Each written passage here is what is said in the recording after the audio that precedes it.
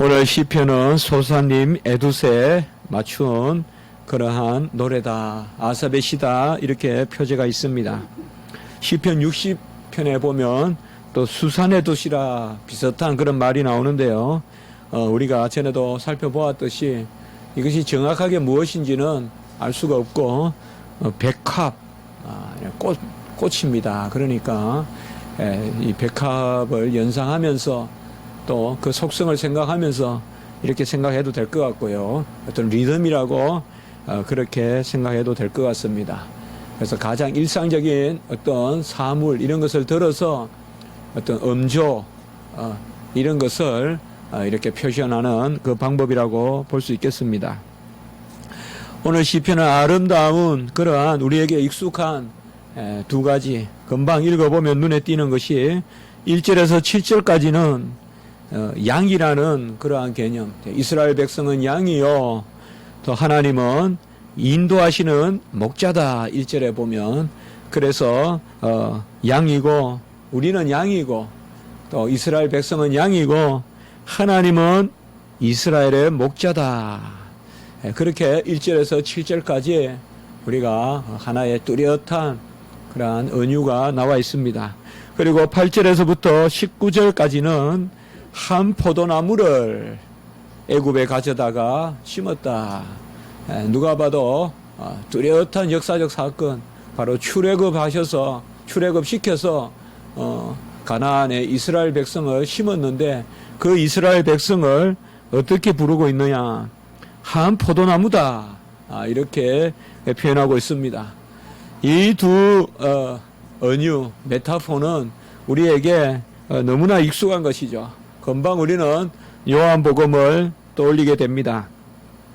나는 선한 목자라, 양을 위하여 목숨을 버리신다는 그런 싹군이 아니라 선한 목자고, 또 양은 목자의 음성을 알고 또 목자가 지시하는 대로 양의 우리에 들고 또 양의 문이고, 이렇게 우리가 잘 표현되어 있는 요한복음 10장 1절에서 18절까지의 그 말씀에서 우리는 바로 오늘 1절과 8절에 7절까지 나오는 그러한 여호와는 목자시다라는 말씀을 금방 생각해 볼 수가 있죠. 오늘 말씀해 보면 3절에는 하나님이여, 또 4절에는 만군의 하나님 여호와여, 7절에는 만군의 하나님이여, 이렇게 해서 만군의 하나님 여호와가 바로 목자시다. 만군의 하나님 여호와다, 전능하신 하나님, 또 모든 만물을 주장하시고 통치하시고 운행하시는 그 하나님이 바로 이스라엘의 목자다. 요한복음 10장에서는 예수님이 목자로, 그렇게 선한 목자로 등장하지만은 결국 삼위일체 하나님이시니까 여기에서 말하는 하나님, 그 엘로힘, 또 전능하신 하나님, 그러한 능력의 하나님, 그 차딕, 바로 의로우신 하나님, 또 이러한 하나님, 이게 이제 요한복음에는 그러한 예수님으로 표현되어 있다고 보면 전혀 우리가 주체가 다르다라고 볼 바는 아니죠. 여기서는 시편에서는 좀 더 하나님, 엘로힘으로 표현되고, 어떤 주석자들은 아예 이 하나님을 예수님으로 읽어야 된다, 이렇게 아주 구속사적 그런 해석을 하는 경우도 많고, 루터의 주석이나 이런 데 보면 거의 예외 없이 이런 하나님을 그냥 예수님으로 그렇게 예표적으로 많이 설명하는 경우가 있습니다. 그것도 우리가 다 받아야 되겠고, 중요한 것은 삼위일체 하나님이니까 곧 하나님이 우리 예수님이시고 성령님이시고 성부님이시니까 우리가 이 땅에 오신 예수님이 하나님이시니까 신약 때는 이 땅에 오셔서 내가 목자다라고 한다면 이스라엘 백성은 이것이 시편 80편에 그 노래를 말하는 거구나, 이렇게 금방 떠올리게 되는 것이겠죠.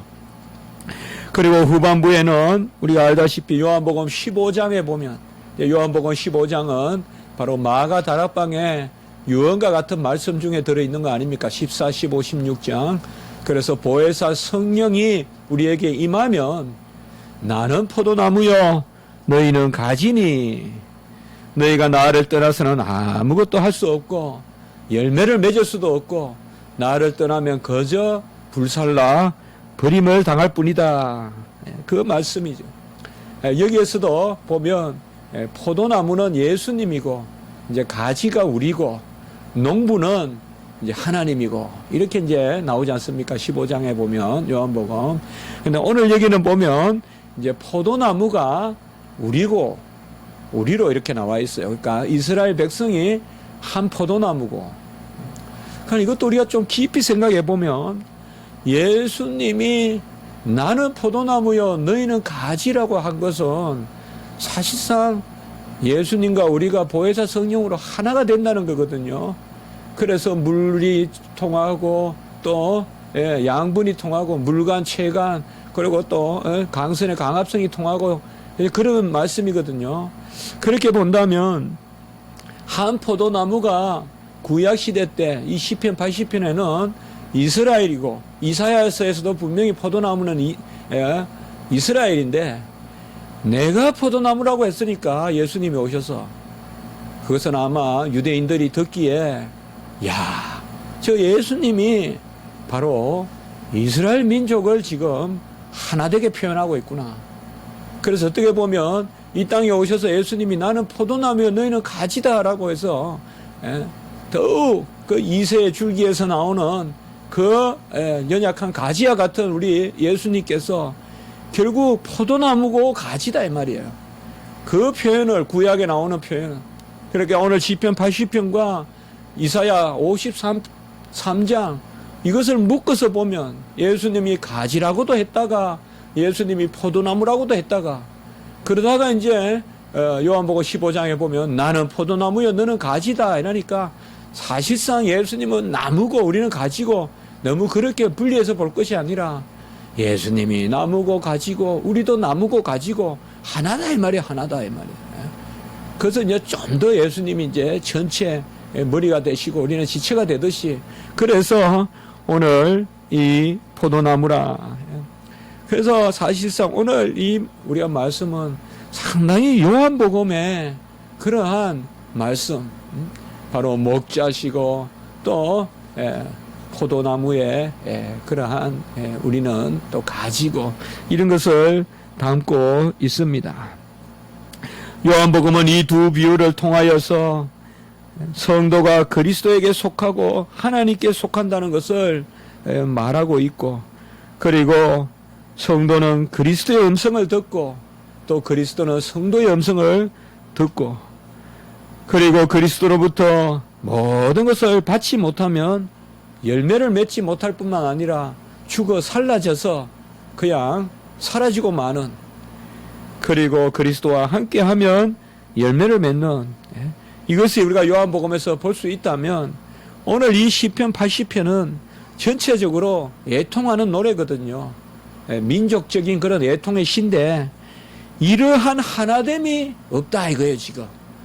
이걸 지금 이 시편 기자는 슬퍼하면서 노래하고 그 하나됨을 회복해 달라고 노래하는 것이 오늘 바로 시편입니다. 그래서 주님이 오셔서 너희가 내 안에 내가 너희 안에 함께 있지 않으면 너희들이 그저 죽어버리고 열매도 없고 또 목자의 음성을 듣지 못하니 꼴도 먹지 못하고 그러한 상태가 바로 지금 이스라엘의 오늘 상태다. 그것을 주여 불쌍히 여기시고 회복시켜 주시옵소서. 이것이 오늘 시편의 주제가 되는 것입니다. 먼저 우리가 1절과 7절에서는 하나님은 목자시고 그의 백성은 양인데 이 목자와 양의 관계가 삐뚤어져 있다. 왜? 바로 이스라엘 백성의 죄 때문에 온전하게 되지 못하고 있다. 그래서 4절에서 6절까지에 보면 특별히 비참함을 이야기하고 있습니다. 양과 목자의 관계가 온전치 못할 때 곧 주님이 이 땅에 오셔서 말씀하신 바에 따르면 양이 목자의 음성을 듣지 않고 또 분별할 줄도 모르고 그렇게 되었을 때 어떤 모습이냐? 4절에는 보면 바로 가장 비참한 것을 기도에 대해서 노하신다. 주의 백성의 기도에 대하여 어느 때까지 노하시리까? 라고 이렇게 말하고 있습니다. 기도는 여호와를 인정하고 맡기고 간구하는 것입니다. 그래서 기도는 믿음의 기도가 되어야 됩니다. 그런데 하나님이 기도하라. 주님도 이 땅에서 와서 두드리고 구하고 찾고 계속 우리 주님 이 땅에 와서 가장 많이 가르쳐 주신 게 기도에 대한 교훈이거든요. 산상복음에 보면 엄밀히 기도하고 금식 구제도 다 기도의 연장선에서 말씀하신 거거든요. 기도를 그렇게 원하시는 하나님이 기도하면 오히려 노하시겠다. 이게 완전히 삐뚤어진 거다 이 말이에요. 한쪽 발은 음란한 자리에 걸쳐놓고 한쪽 발은 성소에 넣고 그런 기도하지 마라. 전혀 하나님의 뜻을 쫓지도 않고 말만 움직여서 하는 그런 기도 받지 않겠다. 믿음의 기도를 드려야 된다.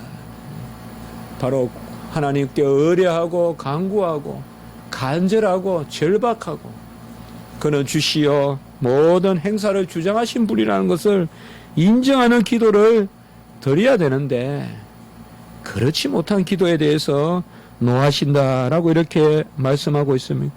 이사야 65장 24절에 보면 그들이 부르기 전에 응답하시겠고 이게 하나님이십니다. 사실상 우리가 부르시기 전에도 응답하시고 또 우리 안에 친히 성령이 간구하신다고 말씀하셨는데 하나님은 기도에 대하여 노하시리까라고 이렇게 오늘 말씀하신 것은 바로 가장 비뚤어져 있는 모습, 하나님과의 관계가 온전치 못한 것입니다. 우리의 삶에 가장 위험할 때 혹은 가장 우리가 근신하고 또 우리가 더욱 깨어 있어야 될 때가 이 기도가 온전하지 못할 때이다. 내가 부족하고 연약하고 또 내가 뭔가 일들이 지금 지지부진하고 그것보다도 더 위험한 것은 하나님 앞에 진실하게 아뢰지 못한다는 거죠. 내 마음의 소원이 하나님 앞에 간절히 가닿지를 못할 때 그게 가장 위험할 때라는 거죠. 우리가 슬프면 기도가 되고 또 환난이 있으면 기도가 될 것 같아도 항상 그런 것도 아닙니다, 여러분. 참 기도란 거는 안 그래요. 어려우면 기도가 잘 될 것 같아도 항상 그것도 아니에요, 여러분들. 정말 하나님과 이 기도할 수 있다는 거. 그래서 우리가 하나님과 기도 생활을 잘 할 수 있을 때 또 그것을 하찮게 여기고 교만하게 여기가지고 그 딱 그냥 하나님과의 기도의 어떤 그러한 질서가 깨떨어지면 또 참 회복하기 어려운 거예요. 아주 마음이 안 모아지는 거예요. 참 마음이 그런 거예요. 사실 바로 비참함의 출발이 거기 있다. 그리고 5절에 보면 눈물의 양식을 먹이시며 많은 눈물을 마시게 하였나이다. 이것이 또한 비참한 그러한 모습이라고 말해주고 있습니다. 눈물의 양식이 뭘까요? 눈물을 양식같이 먹였다. 또 눈물을 음료수같이 마셨다. 그렇게 우리가 생각해도 되겠고, 그리고 싹 다 그냥 갖고 놓으면 이방 외국에서 싹 다 가져가니까 눈물 흘리면서 이상만 주워 먹는 그러한 백성들, 하나님이 부유하게 주시고 조금만 땀을 흘리면 왕성하게 주셔서 그 추수에 참여했던 민족들이 이제는 그저 이삭이나 죽고 있고 싹 다 거두어가고 미디안에 가서 거두어가고 싹 다 거두어가면 그저 남은 것이나 그냥 땅에 떨어진 포도나 줍는 그러한 눈물의 양식, 그렇게 봐도 되겠고요. 우리의 삶에 또한 하나님이 나를 떠나서 그 하나님을 아무리 찾아도 보이지 않는 그러한 눈물의 양식이라고도 볼 수가 있겠습니다. 오늘 여하튼 여기 5절의 눈물의 양식은 그저 긍정적인 그런 것이 아닙니다. 하나님을 떠나 있고 이 징계의 눈물이에요. 어떻게 보면 너무 고통스러워서 정말 아주 이를 갈면서 고통의 눈물을 흘리면서 양식을 먹는 이것이 바로 모습입니다. 우리가 살면서 여러 종류의 눈물을 흘리지만은 항상 우리가 기쁨의 눈물도 있고 슬픔의 눈물도 있고 고통의 눈물도 있고 환난의 눈물도 있습니다만은 가장 귀한 눈물은 바로 하나님 앞에 의지하는 눈물입니다. 하나님 앞에 의지하는 눈물은 고통도 아니고 기쁨도 아니지만은 하나님과 우리 안에 딱 하나가 되는 그야말로 하나님이 계심으로 하나님 앞에 우리가 올려드리는 나의 나됨으로 하나님의 하나님이심으로 우리가 하나님 앞에 감사하고 또 그 가운데서 나의 빈궁함이 보이고 연약함이 보여서 하나님 앞에 쏟는 그러한 눈물입니다. 세 번째, 이스라엘 백성이 얼마나 공고한가. 이웃에게 다툼거리가 되고 원수들이 서로 비웃나이다 라고 이렇게 말하고 있습니다. 여러분, 우리는 화목해 하는 그러한 권세를 주셨습니다. 화목하게 하는 직분을 주었다고 했습니다. 이웃에게 다툼거리가 된다는 말은 한마디로 아브라함에게 주셨던 복의 근원이 되지 못한다는 거예요. 아브라함을 축복하면 내가 축복하고 아브라함을 저주하면 내가 저주하는 이것이 바로 이스라엘 백성에게 주신 복이거든요. 기독교인들을 가까이 하면 내가 모든 것이 형통하고 기독교인들을 멀리하면 나에게 어려움이 있다. 이것이 복인데 말이죠. 그게 아니라 기독교인들을 가까이 하면 오히려 분쟁이 생기고 기독교인들을 가까이 하면 오히려 혼돈이 오고 이것이 바로 징계다 이 말이에요. 오늘날 우리 기독교인들이 이 세상에서 화목의 거리가 되는지 우리가 한번 생각해 볼 일입니다. 우리가 다툼거리가 된다는 것은 조롱거리가 된다는 것과 똑같은 말이에요. 기독교는 성도들은 고난을 당하여 있어서 세상을 향하여 저주를 선포한 적이 없어요. 우리는 세상을 향하여 샬롬을 선포한 거지 착각하시면 안 돼요. 심판은 하늘에서 하시는 것이지 땅에서 심판하는 거 아니에요. 성도들이 안 믿는 사람들 정죄하고 그게 강한 기독교가 아니에요. 기독교가 흥황했을 때는 화평의 도구가 돼야 돼요. 화목해 하는 직분을 감당한 거예요. 우리는 죽고 순교하지만은 세상은 우리로 말미암아 화목해 되는 역사가 있었던 거예요. 세상이 기독교인들로 말미암아 쪼개지고 시험 들고 기독교인들로 말미암아 어려움을 겪는 그것은 기독교인들의 어떤 특권 아니에요. 그들은 죄에 거하고 우리는 선에 속함으로 우리가 나타나면 그들은 떨고 두려워하고 그래서 세상에 분쟁이 있고 그게 주님이 이 땅에 검을 주러 오셨다는 표현이 아니에요. 검을 주러 오셨다는 것은 사탄의 불화를 물리치시기 위해서 화평을 주신다는 뜻이지 세상을 분쟁을 일으킨다는 건 아니에요. 사탄의 나라의 분쟁을 일으켜서 검을 주신다는 거지 그게 주님이 오신 거라는 거예요. 여러분, 우리는 어쨌든 하나님 앞에서 화평의 도구가 되어야 됩니다. 이것이 바로 이스라엘 백성들의 모습입니다.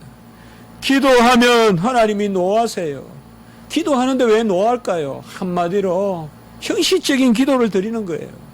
한마디로 하나님이 받을 수 없는 기도를 드리는 거예요. 전혀 마음의 중심이 움직이지 않는 그러한 기도를 드린단 말이에요.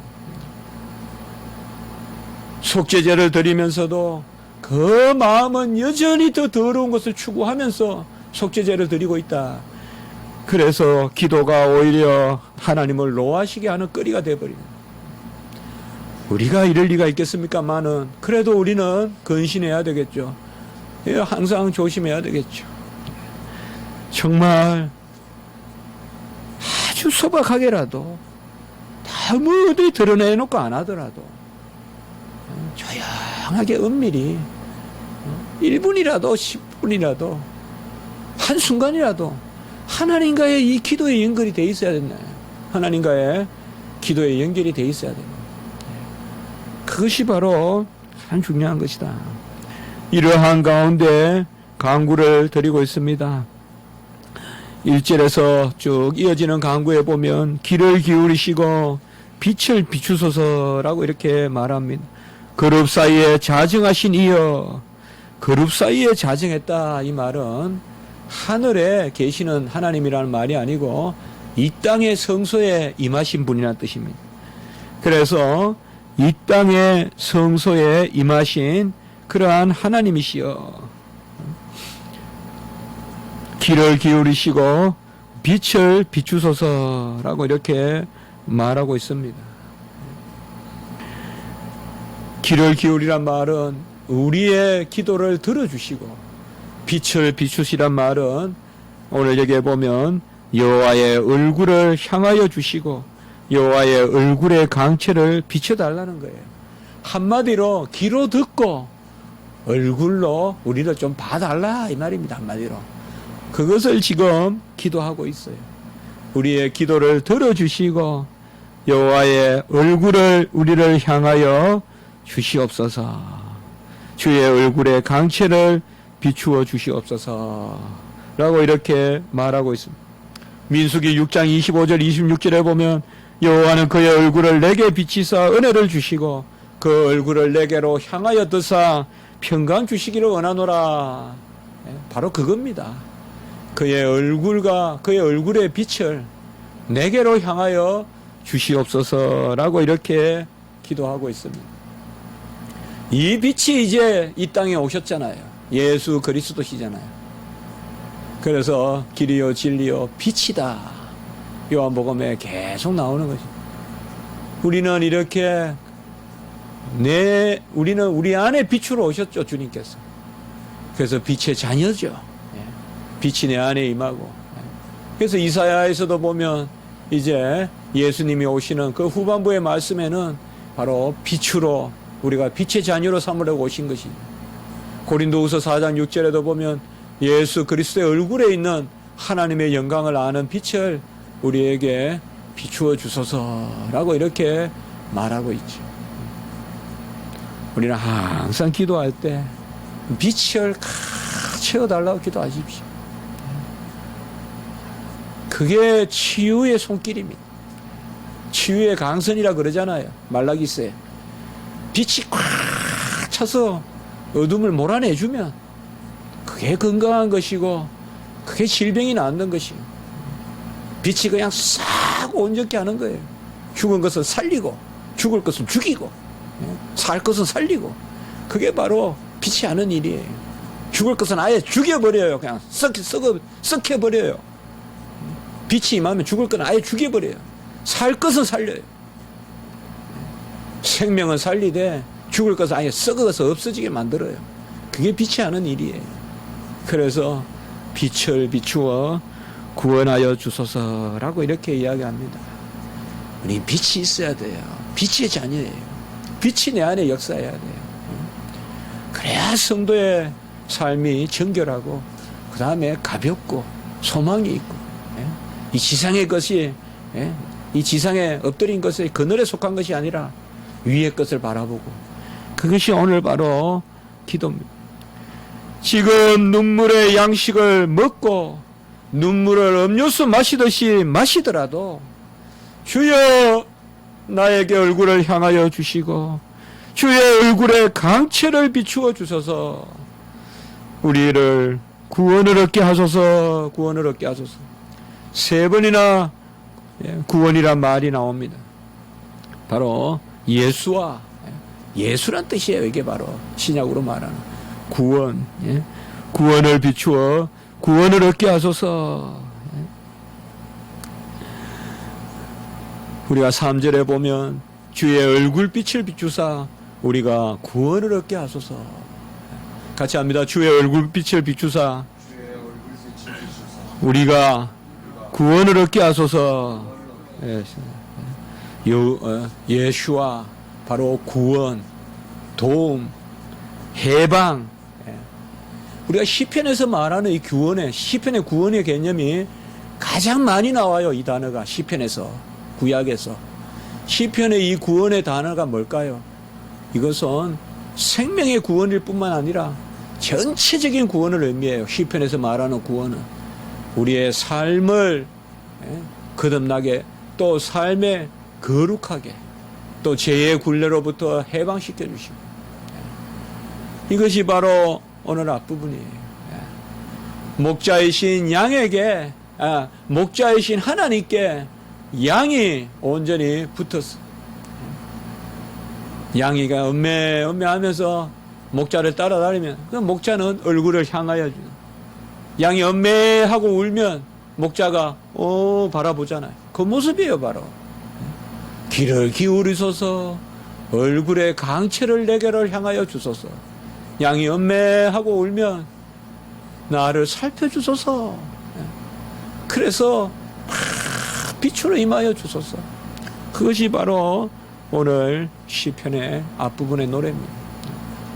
우리도 이 빛을 달라고 기도하셔야 돼요.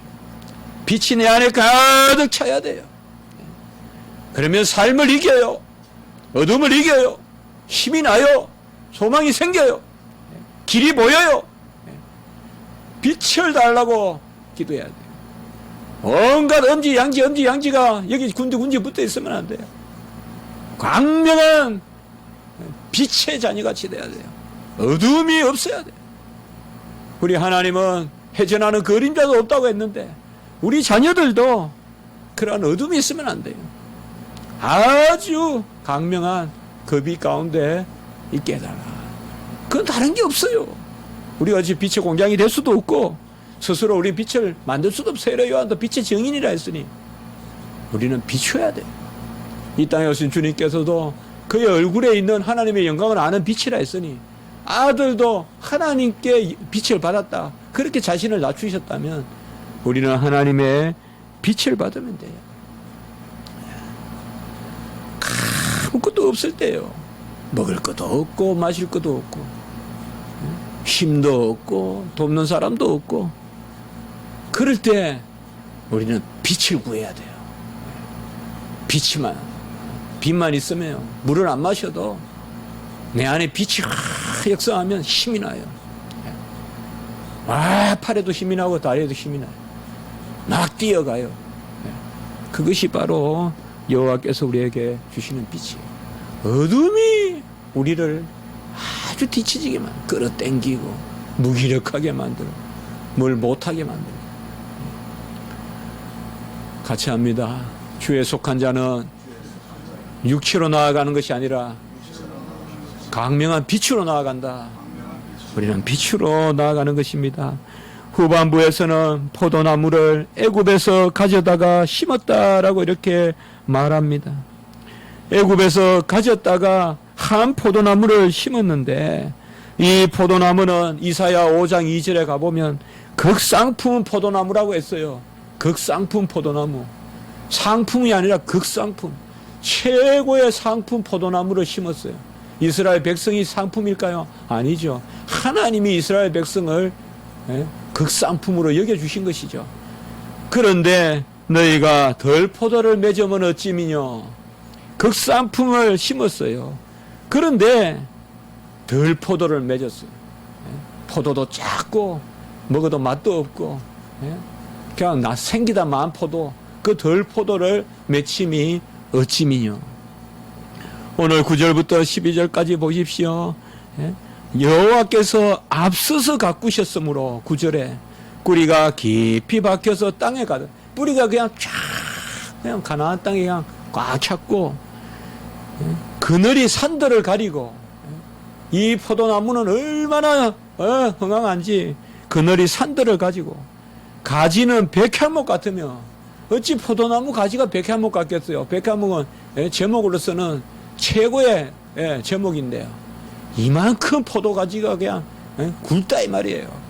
그 가지가 쫙 그냥, 예? 그 가지는 바다까지 뻗고 이거는 대해, 지중해를 뜻해요. 예? 저 서쪽으로는 대해까지 뻗었고 동쪽으로는 강까지 미쳤다 이 말은 저 유브라데 그까지 미쳤다 이 말이에요 이게 지금. 예? 이게 에덴 동산이에요 에덴 동산. 예? 그래서 바로 그 포도나무를 가져다가 이렇게 심어놨는데 막 뿌리가 확 내리고 예? 그리고 가지가 그냥 백현목 가지같이 막 굵고 그늘은 그냥 산을 덮을 만큼 그늘이고 실제로 예, 여러분들 저 다음에 한번 이스라엘 땅에 가보십시오. 예. 아주 실가가 우선 산이 크지는 않아요 이스라엘은. 실제로 보면 나무가 산을 덮고 있는 것 같아요. 이렇게 꼭 그런 느낌이 있어요. 예. 그랬던 그런 부분이에요. 그런 극상품 포도나무를 심었는데 이사야 5장 2절에 어찌 너희들이 덜포도를 맺냐 이 말이죠. 그것이 바로 이스라엘 백성들이 하나님을 숨기잖아요. 12절과 13절에 보면 담을 허시고 예? 이 말은 뭐야? 하나님이 이제 바로 외적에게 다 빼앗기게 하는 거죠. 숲속의 멧돼지들이 들짐승들이 먹나이다. 그리고 16절에 보면 그것이 불타고 베이고 주의 면책으로 말미암아. 아까는 뭐예요? 주의 얼굴을 내게로 향하여 주사라고 했는데 여기는 뭐예요? 주님께서 얼굴을 맞대고 혼내신다 이 말이에요. 이것이 바로 이스라엘 백성의 모습입니다. 이 포도나무는 오늘 1절에 요셉 그리고 2절에 에브라임 우리가 베냐민, 므낫세 이런 거 연결시켜 볼 수 있죠.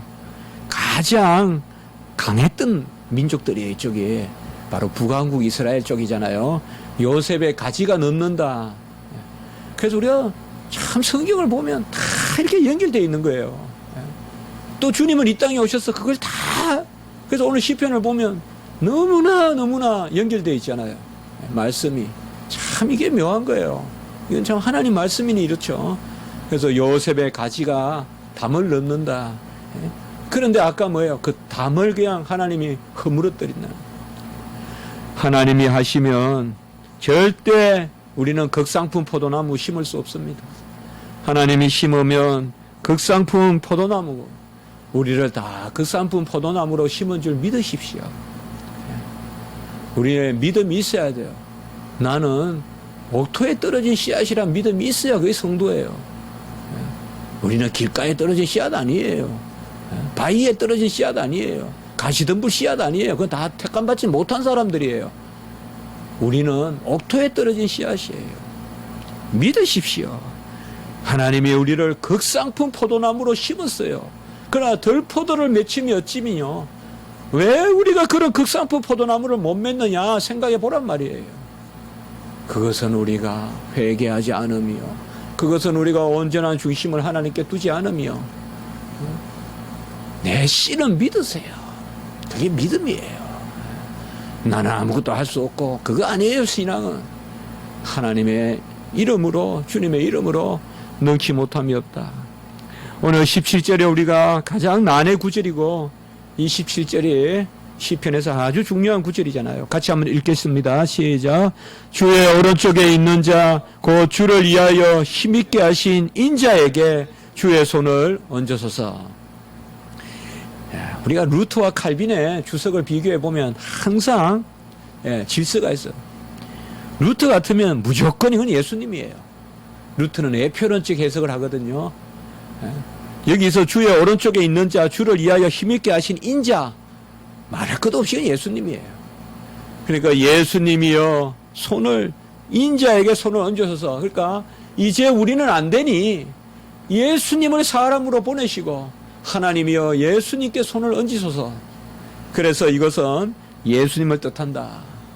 그러나 칼빈은 항상 이런 거 해석하는데 보면요 좀 더 역사적 의미를 주면서 예표론적 해석을 해요.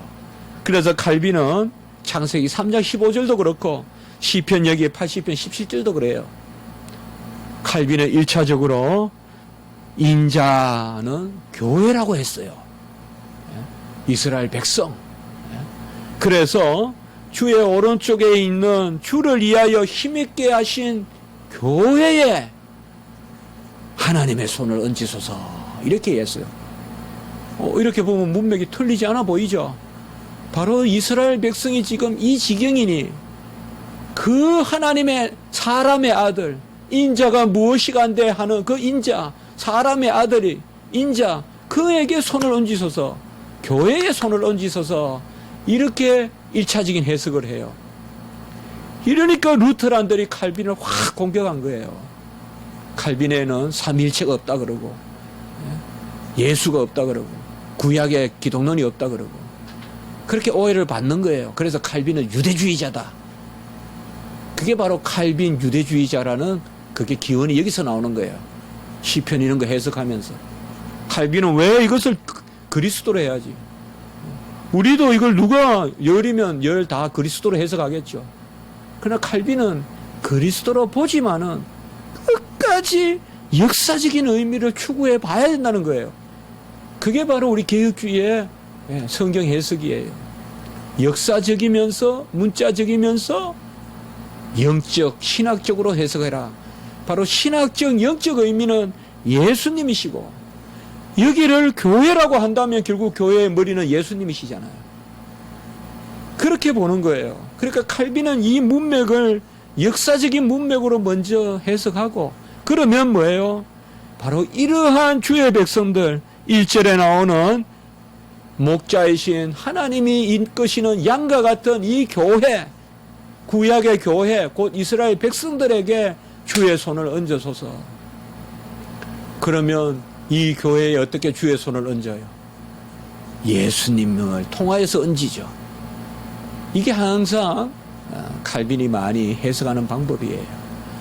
우리가 구약을 읽을 때 너무 금방금방 쉽게 그리스도를 너무 쉽게 우리 철저하게 그리스도를 찾아야 되지만 너무 쉽게 그렇게 하다 보면 세대주의가 돼버리는 거예요. 역사 해석을 안 하고 자꾸 영적인 해석만 하다 보면 오늘 그것을 우리가 한번 기억하고요. 이제 한번 결론을 내보면 바로 하나님 앞에서 우리는 양과 같고 가지와 같다. 이미 포도나무를 우리라고 불러줬으니 예수님이 포도나무라고 했으니 여기에는 보면 예수님과 우리가 하나가 되고 그래서 얼굴빛을 향하여 주시고 빛을 우리에게 비추어 달라. 기도하십시오. 구하십시오. 기도 가운데 온전하십시오. 하나님 앞에 기도하고 있거든 걱정하지 마십시오. 기도 안 되는 것을 걱정하십시오. 기도하고 있거든 걱정하지 마십시오. 하나님 앞에 내어놓으십시오. 연약한 자의 음성도 들으실 것입니다. 유창하게 구하지 못해도 뭔가 우리가 알파 오메가가 아니지 않습니까? 우리가 처음과 끝을 다 알아 구하는 거 아니지 않습니까? 하나님 앞에 구하시면 양이 음매하고 울면 목자가 그 얼굴의 빛을 향하여 주시듯이 우리도 구하고 우리는 가짐으로 내가 애써서 양분을 만드는 것이 아니라 포도나무가 우리에게 양분을 내려주신다는 것을 기억하시면서 하나님 앞에 구하고 맡기고 이번 주의 설교와 같이 먼저 나를 정결하게 하는 그러한 일들을 우리가 했으면 좋겠습니다. 한번 기도드리겠습니다. 거룩하고 자비로우신 하나님 아버지, 오늘 시편 80편의 귀한 말씀을 통하여서 저희들이 다시금 하나님의 큰 은혜를 기억하게 하시니 감사합니다. 이스라엘 백성이 아버지여 패역하여 여호와를 인정하지 않아 극상품 포도나무로 심었는데 그들이 들포도를 맺었습니다. 하나님 양으로 그들을 택하셨는데 그들은 목자의 음성을 듣지 못했습니다. 그러나 하나님 그 이스라엘 백성을 하나님은 끝내버리지 아니하시고 기도와 간구 가운데 다시 얼굴의 빛을 향하여 주시고 얼굴을 들어 아버지여 향하시사 빛의 자녀로 삼아준 줄 믿습니다. 우리 안에 빛의 온전한 역사가 있게 주시옵소서. 어둠에 속한 것들 버리게 도와주시옵소서. 빛의 갑옷을 입게 하여 주시옵소서. 빛으로 건강하게 하시고 빛으로 어렵게 하시고 빛으로 소망 가운데 나아가게 하시고 빛으로 분별하게 하여 주시옵소서. 빛의 자녀답게 살게 하시고 세상을 화목하게 하는, 화목해 하는 직분을 감당할 수 있도록 도와주시옵소서. 모든 우리 교회 성도님들 지켜주시고 빛의 역사가 있게 해 주시옵소서. 빛으로 모든 하나님 앞에 감당하는 그러한 증인들이 되게 해 주시옵소서. 감사하옵고 구주 예수 그리스도 이름으로 기도드리옵나이다. 아멘.